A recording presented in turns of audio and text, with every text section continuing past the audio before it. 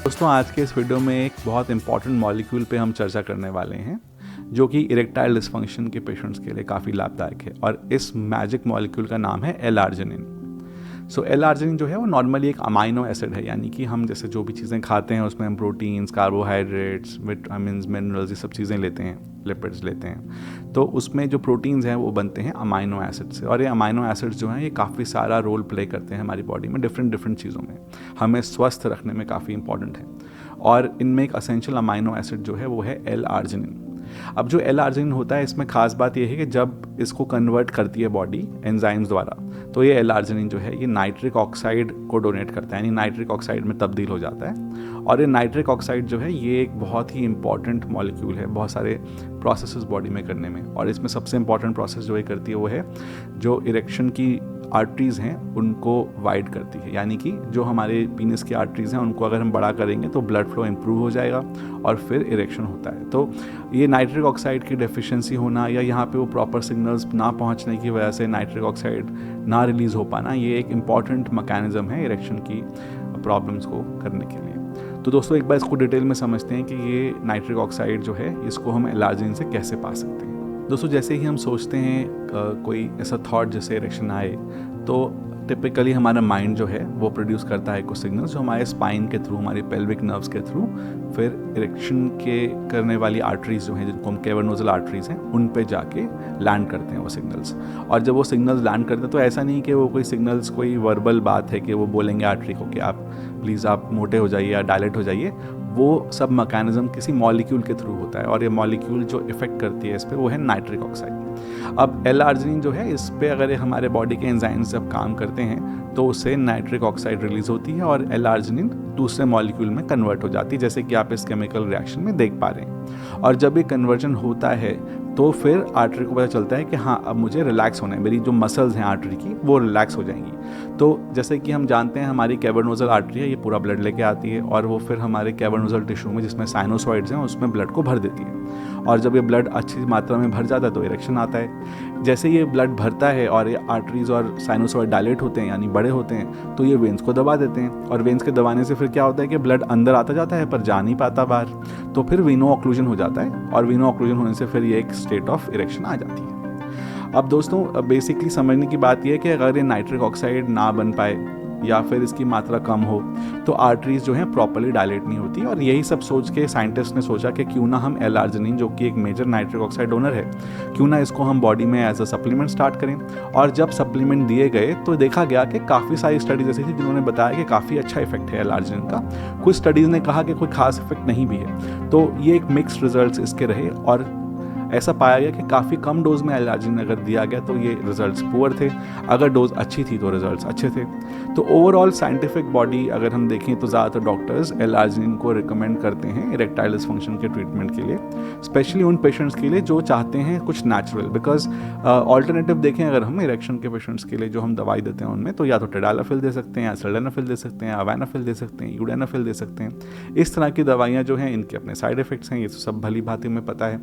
तो जो amino acids हैं ये एक नेचुरल प्रोडक्ट है, यानी कि न्यूट्रास्यूटिकल है, इसके लिए हमें दवाई का कोई पर्चा भी नहीं चाहिए होता, ये एक फूड आइटम है। और ये कम्प्लीटली नेचुरल होने की वजह से उन पेशेंट्स के लिए बहुत ज़रूरी है जिनको माइल्ड इरेक्शन की प्रॉब्लम है या मॉडरेट इरेक्शन की प्रॉब्लम है। बहुत सीवियर प्रॉब्लम्स के अंदर स्टडीज़ के अनुसार एल-आर्जिनिन सप्लीमेंटेशन काम नहीं करता, पर अगर बहुत थोड़ी प्रॉब्लम है या शुरुआती प्रॉब्लम है या लोग कुछ ट्राई करना चाहते हैं तो टेडालाफिल, सिल्डेनाफिल लेने से तो काफ़ी अच्छा ऑल्टरनेटिव है कि एल-आर्जिनिन को ट्राई किया जाए। अब स्टडीज़ जो कहती हैं, जो हमारी गाइडलाइंस में भी हमने लिखा है, वो ये लिखा है कि एल-आर्जिनिन कम से कम 3 ग्राम की मात्रा या उसके अधिक मात्रा में लेना चाहिए। बिकॉज बहुत सारे जो प्रोडक्ट्स हैं हमारे मार्केट में उनमें 1.5, 2 ग्राम का एल-आर्जिनिन आता है और ये देखा गया कि ये इतना इफेक्टिव नहीं है। तो अगर आप कोई प्रोडक्ट ले रहे हैं एल-आर्जिनिन को सप्लीमेंट करने के लिए तो एटलीस्ट उसमें 2.5 ग्राम और अबव का एल-आर्जिनिन होना चाहिए।